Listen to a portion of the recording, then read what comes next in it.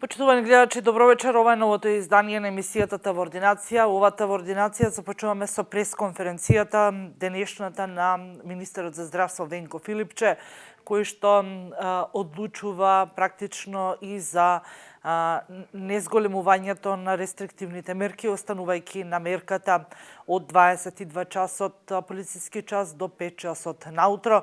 Смета дека може да се подобри епидемиолошката слика во земјава, а со тоа и ненаметнувањето на нови рестриктивни мерки. Еве во продолжение што каже министерот Филипче на денешната прес. Најпрво би започнал со анализа на состојбата во врска со вирусот, епидемиолошката слика во земјата. Евидентно е дека се наоѓаме во екот на третиот бран од почетокот на пандемијата. Во изминатите 4 недели, значи ова е практично 5-та недела, имаме постојан раст и зголемување на бројот на активните случаи. Според извештајот на Институтот за јавно здравје имаме 11.889 активни случаи, бележиме раст од нешто повеќе од 5.000 активни случаи во последниот месец, односно од 15 февруари до 15 март. Тоа што се забележува е дека во оние градови каде што во изминатите 2 до 3 недели имаше значено зголемување на инциденцата, таа сега инциденца е нешто намалена, меѓутоа имаме зголемување на инциденцата во некои други градови, таму каде што ситуацијата беше прилично мирна. Што се однесува до состојбата во болниците, состојбата од последните извештаи говори дека имаме околу 1100 пополнети болнички места.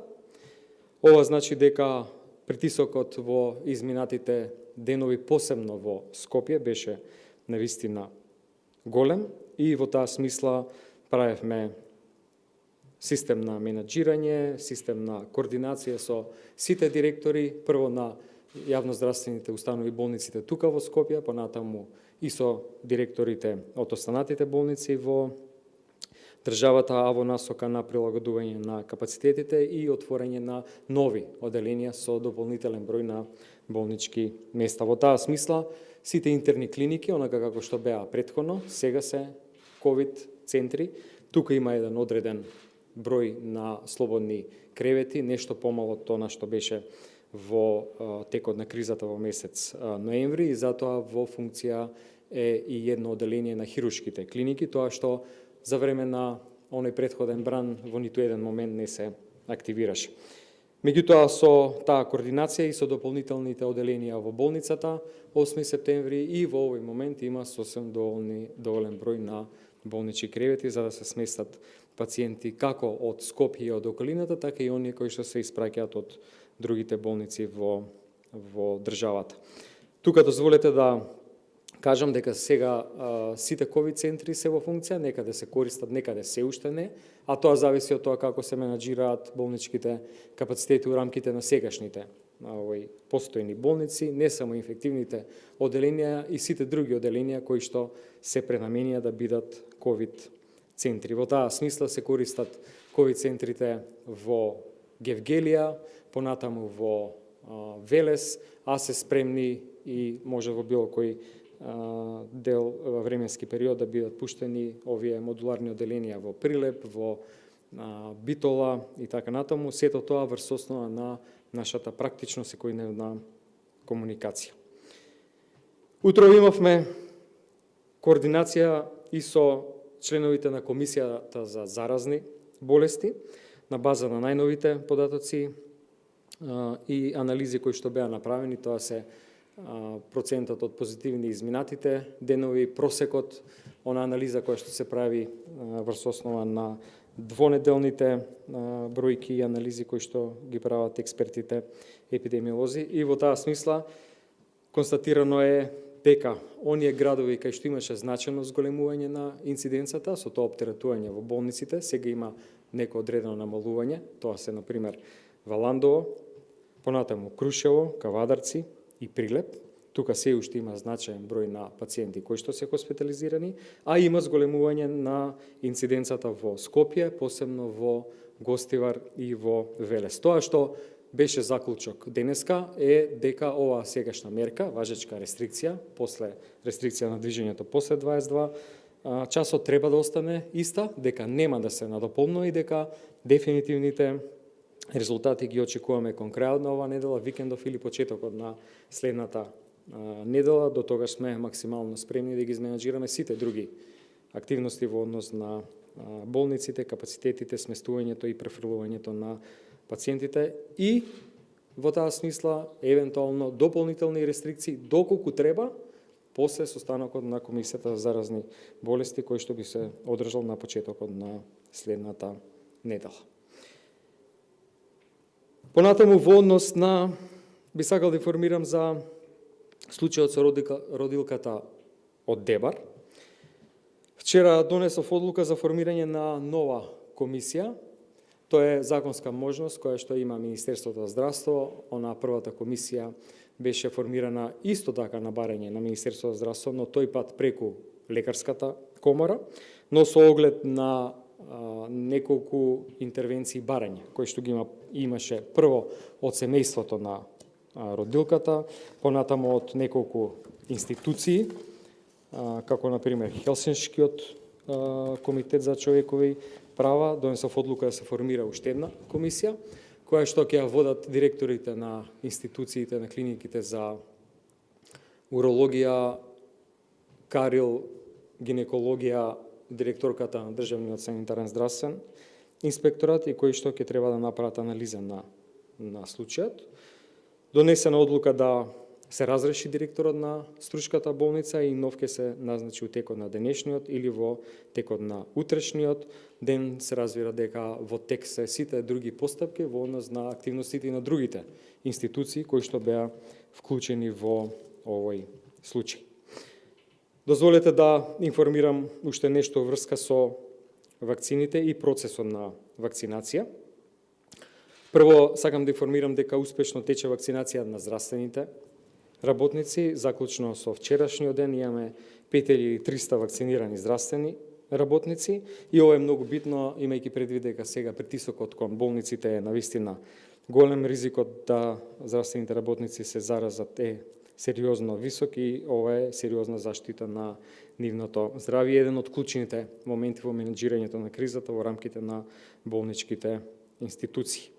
Во однос на набавките на вакцините, тоа што се очекува и сега мора да потенцирам дека со оглед на промените кои што настанува и информациите од добавувачите, ова може да биде нешто што временски може и да се одолговлечи некое време, меѓутоа во следниот период до крајот на овој месец, почетокот на следниот, очекуваме да профункционира Ковакс системот, преку кој што би стигнале околу 100.000 вакцини. Во тој временски период интензивно разговараме и со кинеските, и со руските представниците за овие вакцини, ги чекаме и нивните најави. Се уште го немаме точниот датум, но имаме причина да веруваме дека тоа ќе биде некаде до почетокот, до првата недела во април, после што би започнала практично и масовната вакцинација, зашто системот е целосно спремен и продолжуваат разговорите со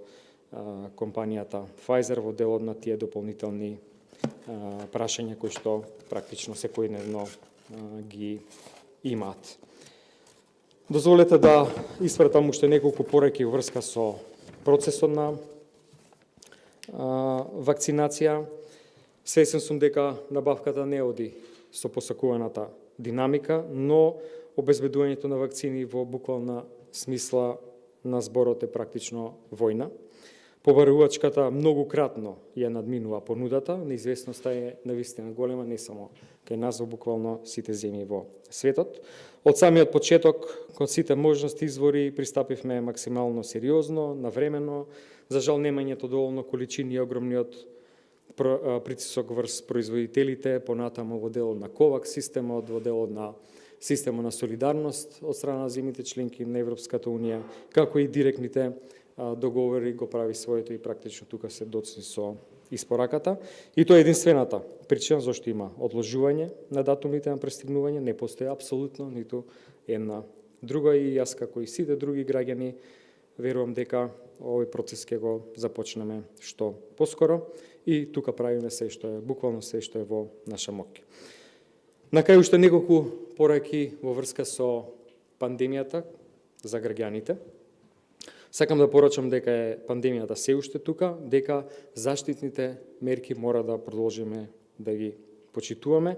Дури и земјите кои што се далеку понапред со вакцинација од нас се соочуваат со навистина силен бран и ширење на случаите и затоа мора да станеме максимално будни и внимателни.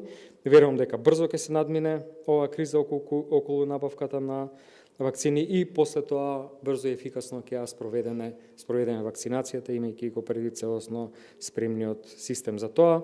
За тоа сме целосно подготвени, а до тогаш сакам да ги замолам, да апелирам до буквално сите граѓани да сите превентивни мерки продолжат да ги почитуваат.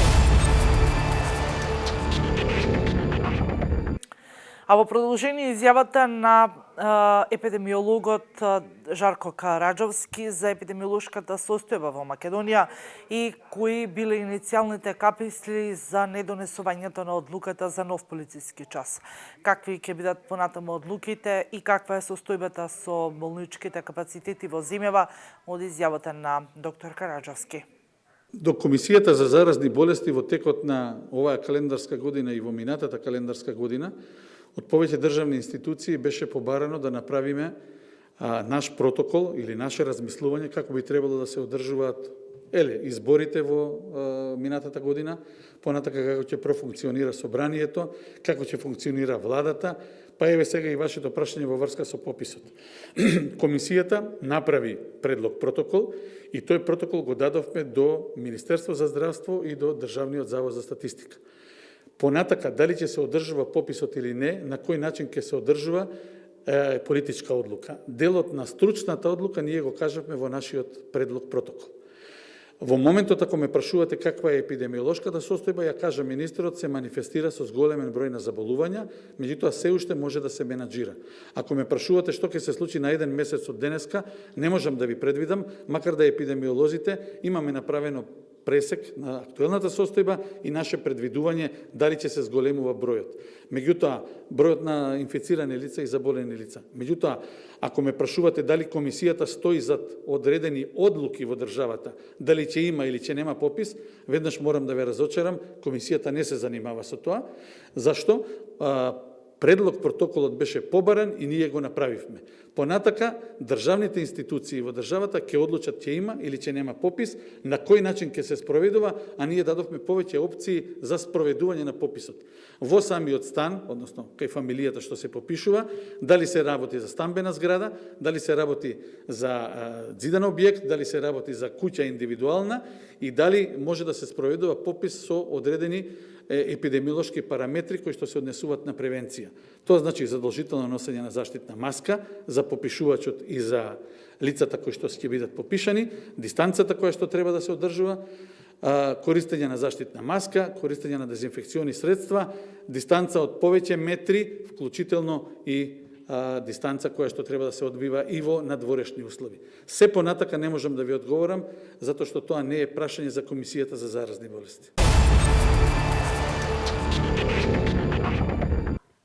Во продолжение го гледаме прилогот. Колку струмичките лекари досега се вакцинираа, каква е сликата со лекарите во Струмичката болница и фактот што досега во Струмица се вакцинирани само лекарите и медицинскиот персонал од итната медицинска помош. Вакцинирани само струмичките лекари и медицински персонал од итната медицинска помош, ама не сите, само 70 од 100 од нив. Во списокот на вакцинирани влегуваат и медицински персонал. Впишувани се и двајца специјализанти. Директорката на здравствениот дом во Струмица за Канал Вис вели дека интерес од страна на лекарите и медицинскиот персонал има за вакцинирање против COVID-19. Направени се списоците, но чекаат термини. Вели дека наред биле од итната стоматолошка помош, но и останатите лекари во јавното здравство чекале официјален повик од страна на надлежните со цел на времена вакцинација на персоналот. Вакцина против COVID-19 досега примира 4782 здравствени работници, информираат од Министерството Министерството за здравство. А за вакцинација преку веб страницата vakcinacija.mk пак досега са пријавили 80.201 граѓанин, а 56.821 преку матичен лекар. Инаку во изминатите 24 часа во ковид центрите во болниците на земјава е пријавено дека се лекуваат вкупно 604 пациенти позитивни и суспектни на коронавирусот.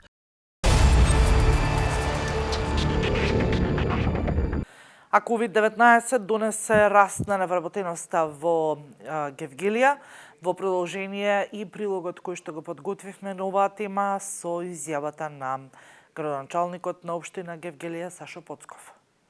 Градоначалникот на општина Гевгелија Сашо Поцков повторно упати апел до сите граѓани и правни субјекти за почитување на заштитните мерки против COVID-19, повлошената епидемиолошка состојба во општината и растечкиот број на новозаболени лица.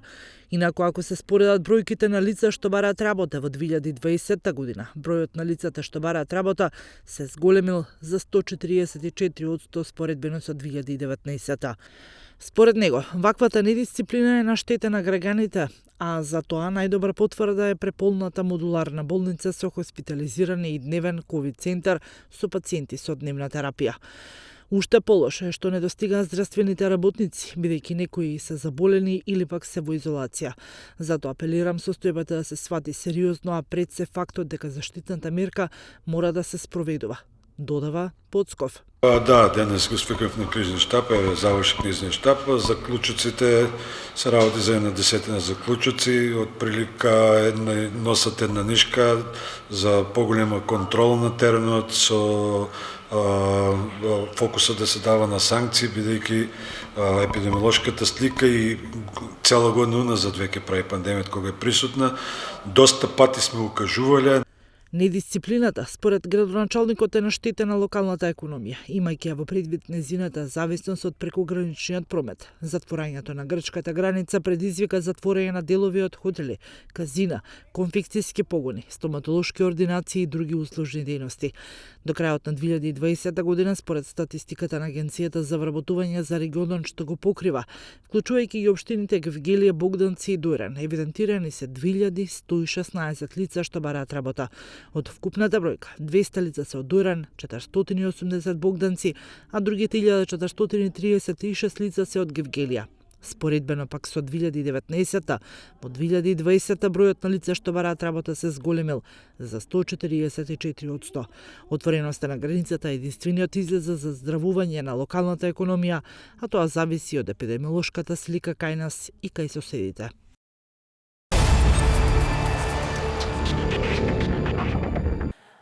Емисијата ја започнавме со изјавата на министерот Филипче и одлуката за не зголемување на рестриктивните мерки по однос на полицискиот час, а изминатава недела повторно граѓаните беа ставени на полициски час и од 22 часот до 5 часот наутро, како помина првата ноќ во Струмица и кој го прекрши полицискиот час од прилогот што следува. Југоистокот мирен на синокешниот полициски час. Само еден жител од Гевгелија го прекршил и бил казнат од страна на полициски службеници, а според законските одредби ќе следува и соодветна казна. Струмица, која важеше за град со најмногу недисциплинирани граѓани во просек по 20 лица, не го почитува ланскиот полициски час. Синоќа полициските службеници не регистрирале ниту еден прекршител. Ограничувањето на движење на граѓаните, односно полицискиот час кој беше воведен поради состојбата со коронавирусот, ќе трае до 22 март. За прекршување на ваквата мерка е предвидена и парична казна или затвор до 1 година за физички лица и парична казна до 30 милиони динари за правните лица. Струмица поднос на новорегистрирани пациенти позитивни на COVID-19 оди во нагорна линија, а во последниот извештај од Министерството за здравство се регистрирани нови 22 лица и активни 184.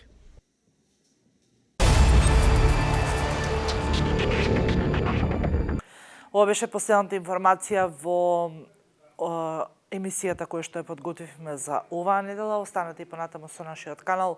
Од мене до гледање.